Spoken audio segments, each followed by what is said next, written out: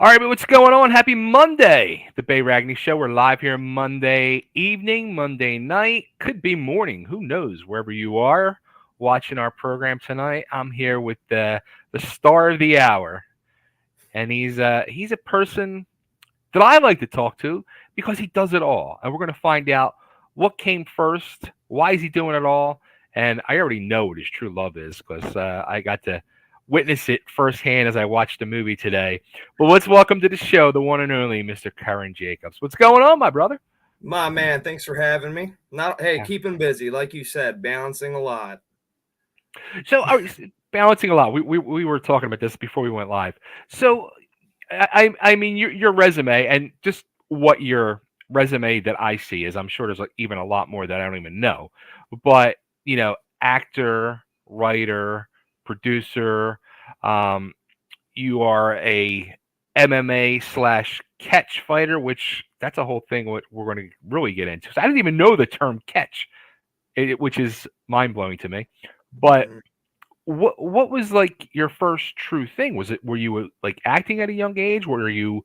I saw you were wrestling in college, so I'm assuming you were wrestling in school when you were younger as well. Yeah. Yeah, back in the days when we had those large camcorders that, our parents would put on their shoulder and walk around with video cassette tapes, slap it in. Try telling the youngsters nowadays that they they wouldn't Yeah, believe right. it. But yeah, I was making You movies didn't use back. your phone. Yeah, oh yeah, right. Yeah. Yeah, that big thing, that was our equivalent to a TikTok. Uh you could go over it, you could slap it in again and record over, Right. what you've already recorded. Yeah, so even as a kid, I was at home with my siblings and the neighbor kids getting in, making shows like that. But in the sixth grade, I was a class clown, Jim Carrey, um, Adam Sandler. I would go to class and reenact Chris Farley and all these guys and get in big trouble. Sit out in the current out in the hall. And my teacher, Mrs. Ladd in the sixth grade, was like, "Hey, you need to get into acting. There's a drama club after school. Show up." And Wow. that was a big moment because that allowed me to take all that energy and apply it to something that was a blast. That was the Big Bad Wolf and the true story of the Three Little Pigs. Interesting if you haven't heard about it. No, but that was a big moment.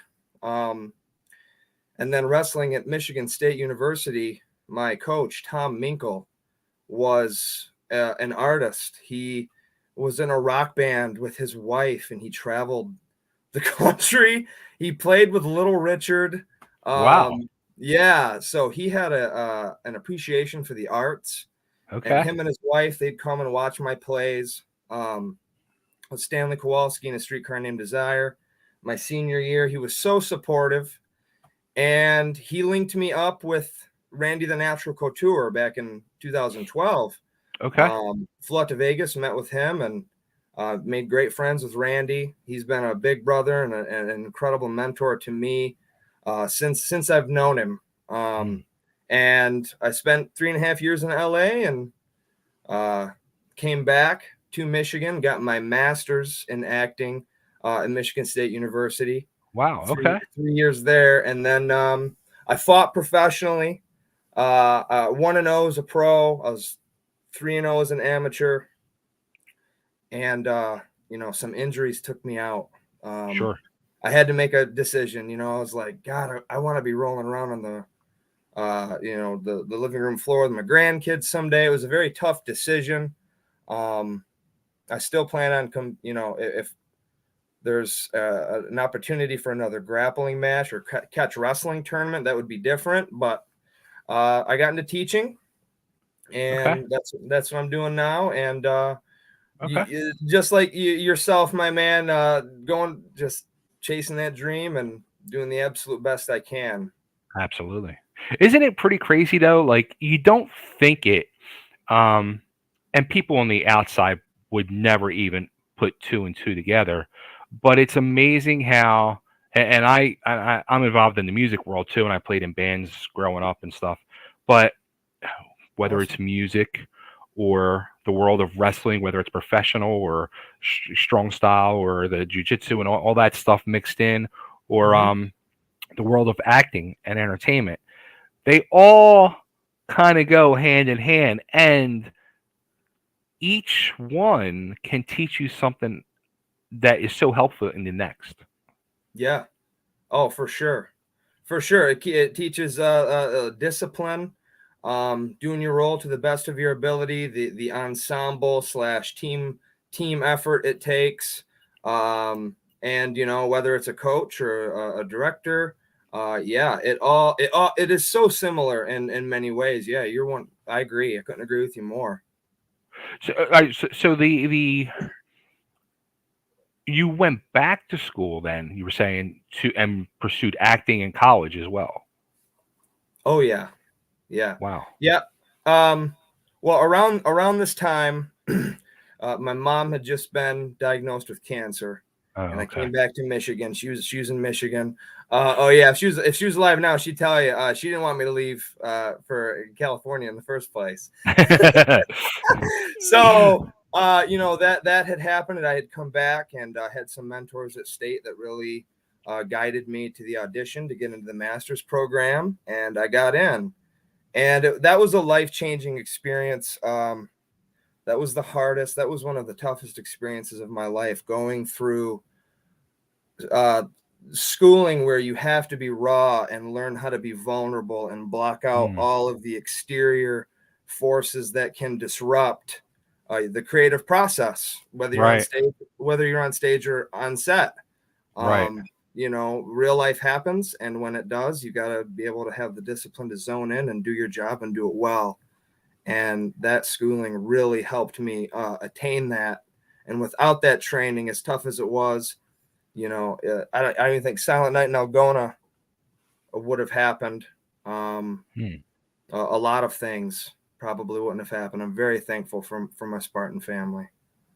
So, going back to the resume, we touched on it. Said it also says writer, producer. So, as you're going into the world of acting, were you dabbling in writing anything, or was that even on your radar yet? Or Yeah, I've written for fun for many years, and okay, have had scripts, be it scripts, stories. I was writing at a young age, and I've had mentors who are authors who have taught me a lot throughout the years, and that helped with my documentary, formulating, an overall arc, even in a documentary.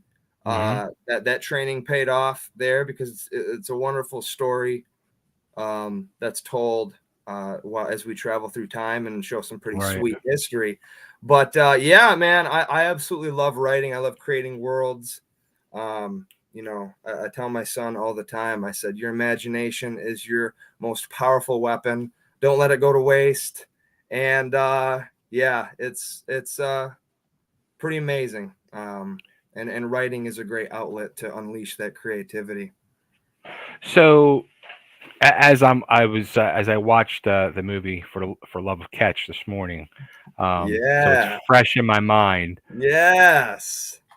I kept saying to myself, you were like a kid in a candy store. You could see this was like your true passion project. Like, you were, how long were you chomping at the bit to do that? Like, because this is like combining your two worlds now. You got to do both, and you got to do something you truly love, and basically give the history lesson on this whole world that you love. Yeah. Well, catch wrestling, again, I was introduced to it by Randy Couture and my dear friend Mike Chapman, who's in Hmm. the film. And it's a funny story how it all went down. After I won the Catch Wrestling World Championship in 2018, and Okay. after I won that, I decided to take a page from Conor McGregor, Hmm. Chael Sonnen, Hulk Hogan in a lot of ways. I mean, I made videos, and I started going after some grappling legends, trying to create some buzz, trying to create, Okay. some controversy. I went, Yeah. yeah, brother, like full rage, like pro wrestler.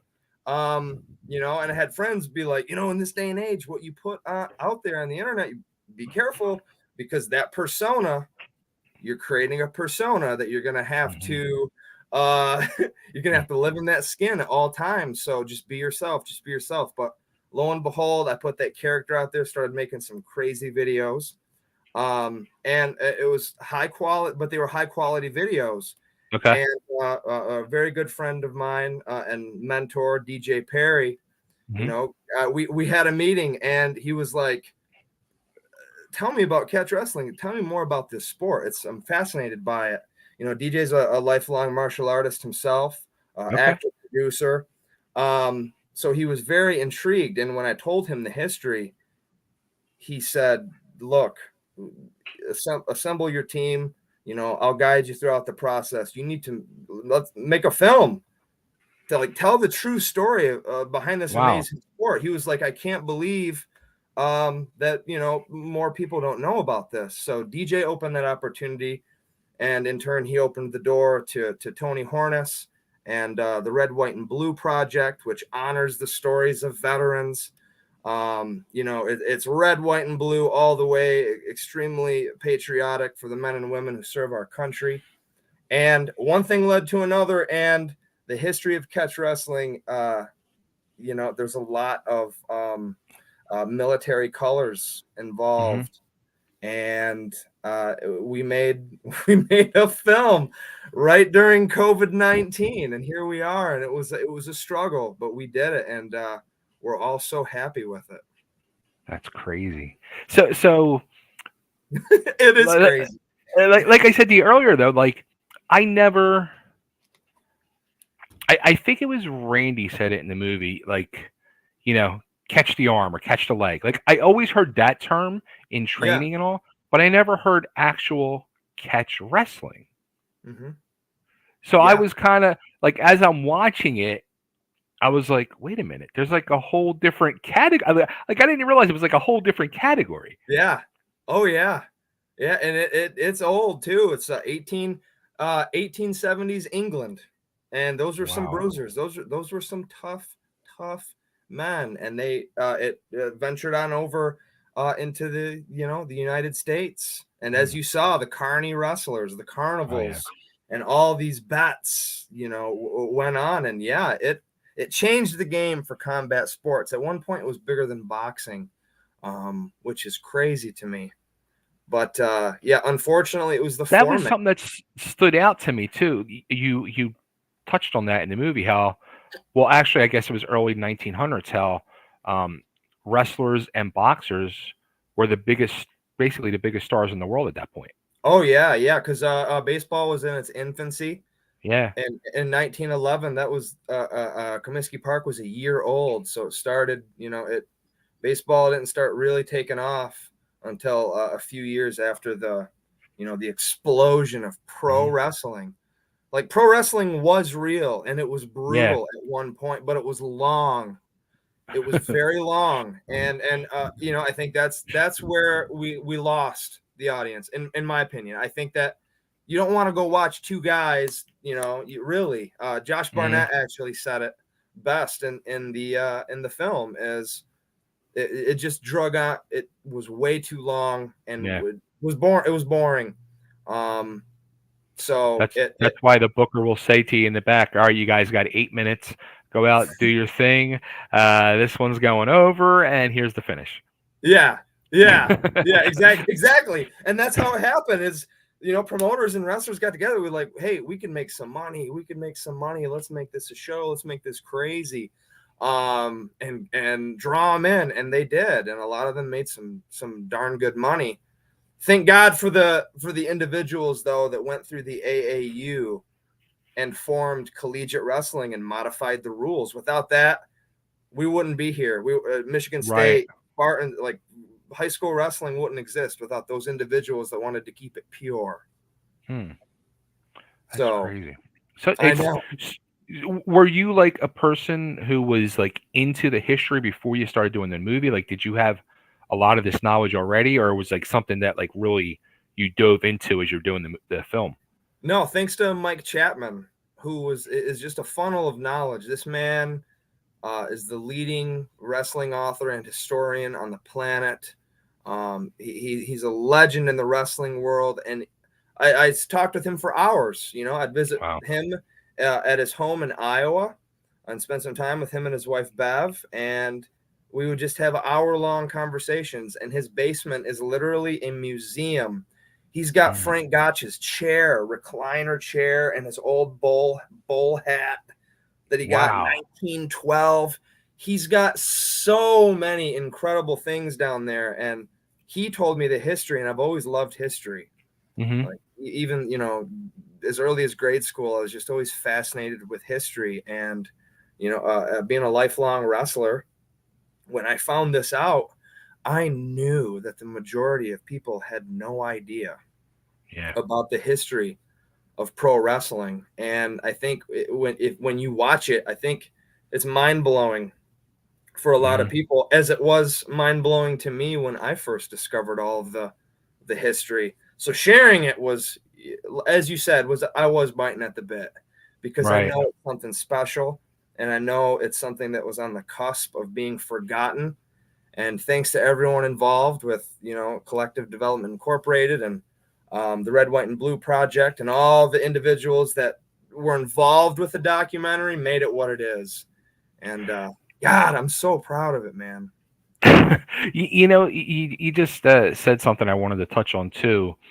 And as I was watching the film, this was ringing in my head. So, I've done these interview shows for like 10 years now, and a Awesome. big, as I said to you before we went live, I got almost 20 years on you, so you're a pup to me. So, growing up in the 70s, the big thing for me, and still to this day, 50 freaking years later, is Evil Knievel, and I've gotten into, thanks to my show, the Daredevil world, and become friends with the Knievel family and the whole association and everything, and a bunch of the other Daredevils. So I started doing these tribute shows to Evil, and now his son Robbie, who just passed last week. And the Daredevil that does the show with me, like he'll call me and he's like, "All right, buddy, we got to do this show." He's like, "Here's what I'm thinking." He's like, "We need to get this one, this one, this one, because these guys are getting older and they have the stories and the history. And if they go, we're going to lose those stories and It's history. And we gone. need, yeah." Yes. He's like, "We need to document it and get these stories before we lose these guys."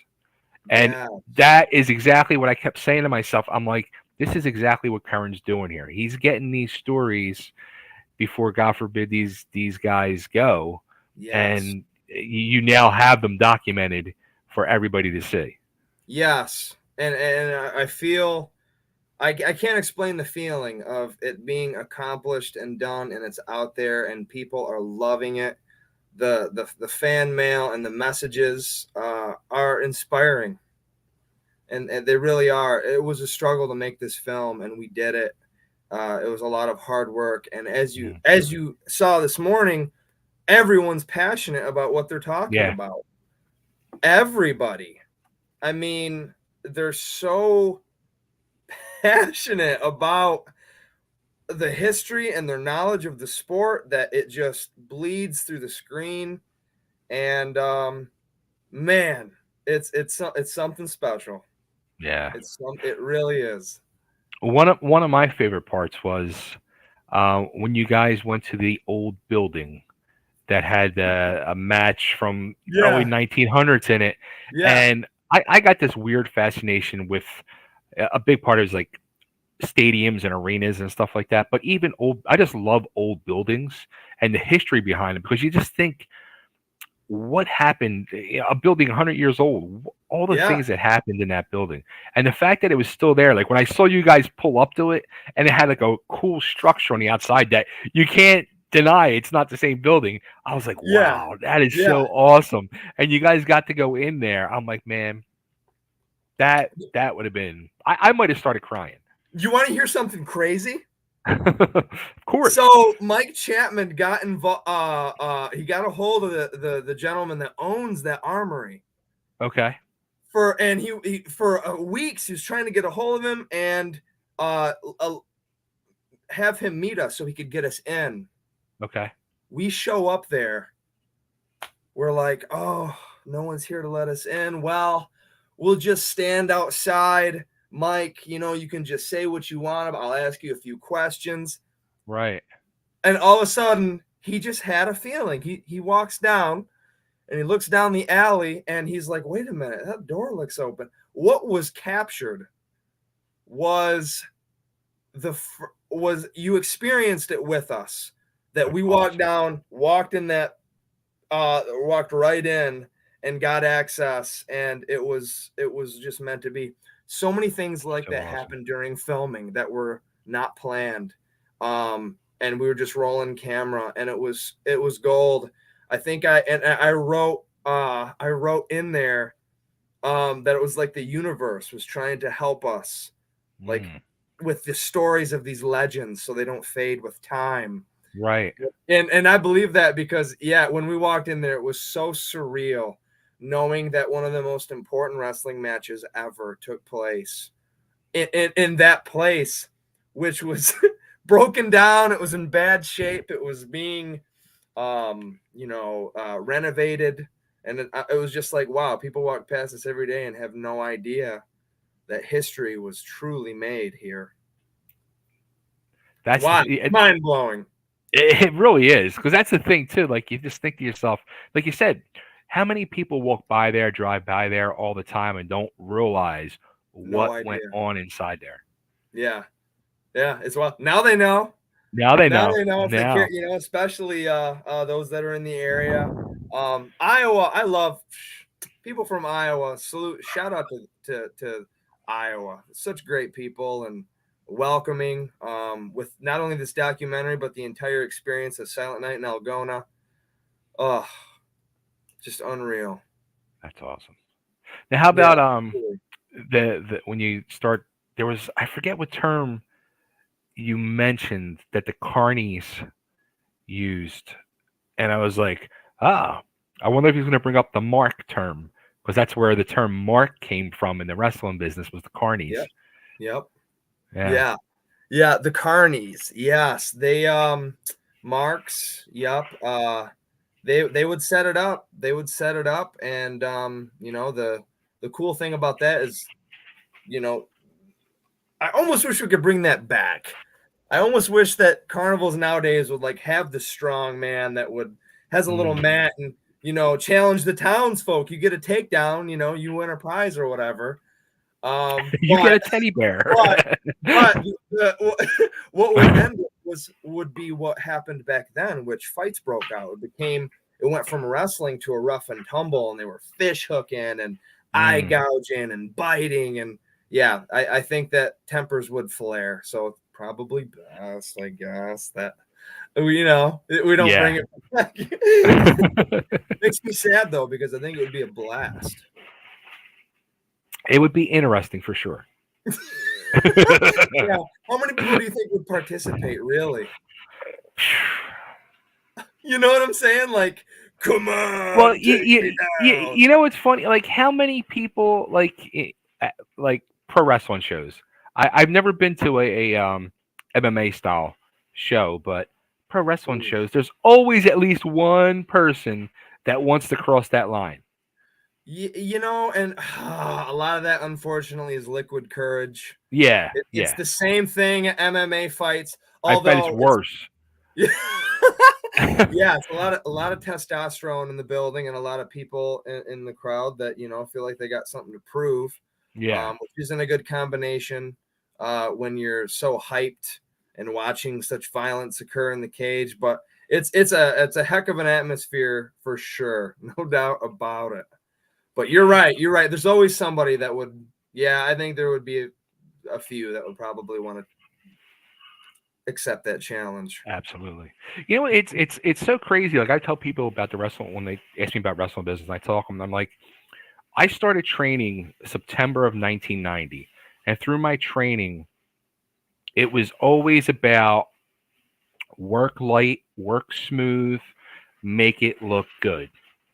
But the business changed in like 3-4 years to where, like, you talk your match out, but like, I went from saying, all right, we're gonna be be nice and light, blah blah blah, to the point was like, I don't give a shit, just hit me.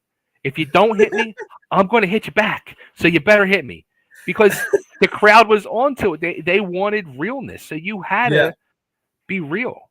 Yeah. Yeah, and it is, and Dan Severn did touch on that, and I'm glad you brought him up. I got a story for you. Go ahead. amazing. I can't wait. But Love he the guy. was pro wrestlers. I know it's predetermined, but holy crap, the amount of abuse they put their bodies through and the trust they have for that choreographed violence. It's dangerous. It's and it takes a heck of a lot of athleticism.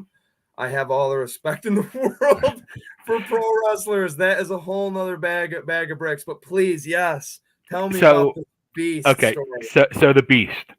Um, this was I think it was late or maybe it was mid '90s, mid to late '90s. I'm from the Philadelphia area, so I was wrestling in that tri-state area, and Oh, sweet. I was tied in with the NWA at the time, and I was working behind the scenes, helping with booking and stuff like that for the NWA promoter Dennis Carluzzo. And Dennis was crazy, but uh, he made Dan the champion, NWA champion. That's right. So Dan's a champion. He would come in for the shows, and there was a rookie that was one of the guys on the show, and he was. It's a shame because the kid had talent and could have done something, but his mouth and ego outdid his talent tenfold. Oh boy. So, and this was probably the funniest um, rib in the locker room I ever saw. Like, even when I tell the story and think about it, I just break up laughing because I could still picture it clear as day. So, this kid, he was always telling everybody he's going to be champion, he's going to be champion, he's going to be champion. So, we're like, all right, we're going to get the son of a bitch. So, we said to Dan, we put it on the lineup sheet that this kid was working Dan for the belt. And we told him that you're going over on Dan tonight. And Dan is furious. And, Oh my God! and No he's like, way. he was like, what do you mean? What do you mean? What do you mean I'm going over? I'm going to be the champion. I'm going over on Dan Severn. He was like freaking out, and we had Dan in the next room, and Dan starts throwing stuff, and he's smashing stuff, and he comes in the room. He's like, "Where's this little asshole at? Where's this punk? Where is he?" Oh no! This kid, he turned white as a ghost. And Dan came over to him and got him by the throat and jacked him against the wall. He's like, "You're taking my belt? You're going to take my belt?" I think Oh! I think he started to pee himself. The kid just like you saw like the blood and everything just like leave his body, and his body went limp. And Dan couldn't do it no more. He just busted up laughing, and Oh everybody no! You lost it. got him! Oh, it was hysterical. His Oh, funniest thing I ever saw happen in the locker room. oh my God! Yeah, He's just lucky that didn't happen in the area, where you could exactly. I wish it record did. that. I wish we had that on tape. Oh, that's crazy. Yeah, that's Oh, it was wild. hysterical. Yeah. Dan, yeah, I heard I heard quite a few stories that he scared the hell out of quite a few people, because he's a big, very imposing figure. But the That funniest is thing is, he's wild. like, you would never expect. Like, you talk to him, he's like the sweetest, nicest, gentlest human Oh, being. oh, But for he's a sure. freaking beast. He really is. Yeah. He's a monster. He's a monster. And he's one of the few pro wrestlers that came over from, Hmm. combat Yeah, sport. And yeah, real deal. So throwing that fella up against the wall, I'm sure there was a hysterical, whole lot of fear hysterical. there. Woo! Yeah, Yeah, big man. yeah. Good times, That's good times. hilarious. So I don't know if I should. I'm going to have to expose it because I mean it was a big part of the movie, but and I want to know because I see you're involved in all this other stuff. But was his name Mike Chapman? Was I got that right? That is correct. Yeah. Okay, he passes the torch to you to carry on and keep spreading the word and the teachings and everything. Like,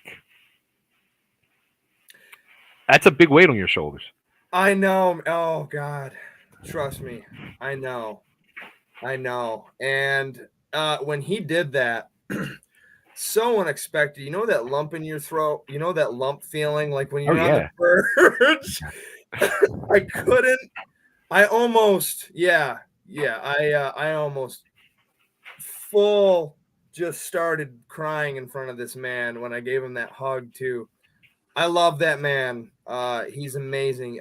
He's another very important mentor in my life. I talk to him often, almost every other day. He is like a father figure. So when he did that, it added a lot of motivation for me when I was in the editing room with our editor Adam Towner. Mm. He was the cameraman that stepped in the ring with Right, right. Dan the Beast. But when we were in the editing room and we were side by side throughout the editing process, 3 months, hours and hours every day. I would watch that clip. I actually recorded it, that clip with my phone, so I could have it. And that there was no more motivation than I needed to make to try to make that documentary the absolute best I could make it. And Mike, if you're listening, I gotta say this, but when he first watched it, we went home to his home. Adam and I went to his home in Iowa, and we showed him. He started the water Really? was like randomly. Wow. So, I gave him a long hug after he watched it, and I said, I took that passing of the torch very seriously, and I hope that I make you proud, and I'll continue to try to make you proud. So I took that to heart. So it looks like now I guess you're doing a podcast now as well. Yeah, I'm just starting a podcast with New Way. It's one of the the largest traveling combat tournament business. They do arm wrestling, Okay. jiu-jitsu, a plethora of combat sports tournament style. I think they just had one in Atlantic City, like arm wrestling. It looked like Okay. a blast. But yeah, getting that up and running. Trying to get another project going, another film project going where I'm gonna also write and direct. Okay. Uh, so, like you said, there's a lot on the plate right now, and keeping that balance, mentally, spiritually, is a challenge at times, 100%, especially in today's climate. But Right. it's every day is a journey, and I just try to take it one day at a time, and as we move forward. But yeah, there are some exciting things on the horizon. Silent Night in Algona is coming to my hometown this Saturday. That's a Nice. World War II feature film that I was just a part of, and it's blowing up through the Midwest right now. So I'm excited to be able to show up to that and Nice. celebrate with my friends and family and the cast and crew and the So director. so then let's flip the switch. Or real quick before we flip the switch, I want to ask you one last question about the Sure. movie and the catch world. When torch is now passed to you, I know myself. Like if something like that would happen, I'd be like, "Oh my god, I need to do this. I need to do I would immediately be like, I got to promote shows. I got to do shows. I got to do that. I got to meet people. I got to socialize. I got to network. Like, are you because we talked about this before we went live and throughout. You're kind of the same way. It seems like is it kind of like overwhelming, but yet exciting, but yet like I gotta slow it back and just take my time with it. It is overwhelming in a lot of ways. But I think that, especially with the 5 years I spent wrestling from Michigan State, um, that schedule seemed impossible, and yet I did it, and that gave me a lot of confidence to take on multiple projects while still being a dad and carrying on a day job and doing all those things. I just think that it takes a lot of discipline. It takes a lot of discipline to stick with it and to do what you're going to say. And unfortunately, I think that, I don't know, in this day and age, especially with this younger generation's discipline is, I don't know, it's a struggle. It's a big struggle, and that's a whole nother conversation, but Yeah. it's true, and that's another reason, I love history and telling these kids, telling them about our history and where we come from and how hard they worked for us to get here. But to answer your question, my man, yes, it is overwhelming.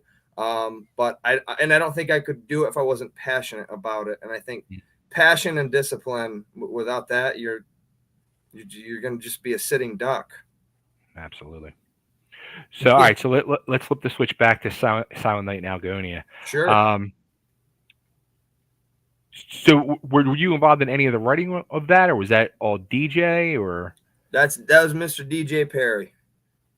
Yep. He had worked on that for that was shelved for quite a few years. And then it came, it was brought back up and greenlit, thankfully. So yeah, he acted in it. He was the Colonel, and he wrote and produced it. He's an amazing, amazing person. That guy. Yeah, he's another guy. He's another one that helps me understand how to maintain that balance when you do feel that pressure. And instead of allowing it to break you mentally, he's taught me how to stay strong and calm and during a storm. And I've adopted a lot of those teachings in my day-to-day life. So yeah, he's incredible, a friend and mentor. And that's a guy who's worked a lot of years to get where he is, especially with everything that he's accomplished. And he surrounded himself with some disciplined, passionate individuals. He just has a hell of a team next to him at Collective Development Incorporated, and they do what they say and they do the work well. And that momentum is just driving forward in a positive way. So looking over, like, real quick, I looked over your IMDb, and the thing that stands out to me now is when you first started dipping your toe into that world of acting via the drama club because you were imitating Chris Farley. How bad do you want to do a comedy role? Because I know you love to laugh. Yeah. Oh, I love it. Yeah, I love it. Life is hard. Life is sad. Everyone's has a battle, and that's why I do try to laugh as much as I can with, especially the people I love. Life's short. But yeah, I love comedies, and yeah, I've written a few, done a few shorts. Thanks to my idols like Chris Farley, I'm also a very physical performer, like slapstick, Three Stooges. Whoop, whoop, whoop, whoop, whoop, whoop. Bring it! I love it. I love it.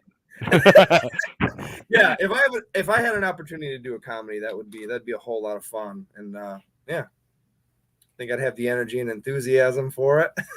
Yeah. Yes. Come on. Yeah. Love the Stooges. That's awesome. Classic. Cool. Well, Curran, this has been amazing. So what any immediate plans that you have going on for either world? Whether I know you have the movies coming to your hometown, Silent Night in Algonia. How about with the catch wrestling? Anything there happening in the near future, or just promoting the movie? Or the movie, we also had a showing in my hometown of Owasso, which was amazing. We had an amazing reception. I'm in the early stages. Unfortunately, I can't discuss it, because we're working it. But no, we are working on a few very special things. I think that's all I can say. But yeah, as far as competition, I have some ideas there as well to keep that. And there are a few individuals out there right now. Um, Josh Barnett, Jake Shannon. There's a few individuals out there that are still trying to keep catch wrestling alive, like via competition. Right. And, there's some ideas with that. We're just going to keep the ball rolling. So is there like an actual, because I saw you were the catch champion. So I guess there's like an actual separate federation then. See, in 2018, all of I call them catch wrestling tribes. I call them the tribes. Okay. They came together to put on a big show. Okay. Since then, it's they've kind of gone their own ways. I went down to Florida to defend my title. I lost that, and now it's kind of sitting in another catch tribe, catch club, whatever you want to say. It's so yeah. It's in I think foreign that, hands because it's not yours. yeah, I know I lost it. No, it was a tough loss, but I think that especially with this documentary, I don't see it being ruled out that there's another championship in the near future. But come what may, we will take it one day at a time and tackle it with all that discipline and passion and do our best. So There you go. that's all you can do, right? Love it. Yes, Karen, sir. this was amazing. It's great finally catching up with you. Where's the best place for everybody to go to not only see the movie, any of your movies that you're in, as well as finding you everywhere? Well, It's a you big can place watch. now. Yes, you can watch For the Love of Catch. It's on Amazon Prime, Tubi, with ads. I think it's available on YouTube. What else? You can get the DVD. Check out For the Love of Catch on Facebook, and catch out Curran Jacobs. I got a Facebook page, and Instagram's Curran the Giant Slayer Jacobs for more updates on all the exciting things that we're cooking up. Because there are things cooking, and everybody needs to Yes, realize and be on yes, board. Because you never absolutely. know what Karen is cooking. You never know. Yes. But we'll have some laughs along the way. Absolutely. And you never know. Tommy Boy 2 might be remade with Karen. Who Don't knows? tease me with that. I can't even deal with that. Nah, there will never be another Chris Farley, but what a legend.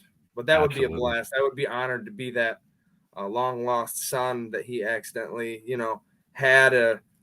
David Spade could be like the guy that I seek down. Don't get me started. Where's the pen? Now I gotta start. Yeah, jotting right? these Start writing that. That could Gosh, be need like some paper here. there's a funny movie in that story alone. Like obsessed Tommy Boy fan Yeah, stalking David Spade. yeah. Don't get me started. My God, I love it. I can't even stand it. Oh, it's great. That Got you my want to be the next imagination going you now. want to be the next Chris Farley. That's all. And you start Oh, stalking them and doing all these in crazy a things. van down by the river. Yeah, don't get me started, man. I will. Those impressions got me in a lot of trouble in school, so I got a little bit of PTSD with the old Imagine impression. what they'll do now for you. Yeah, exactly, right.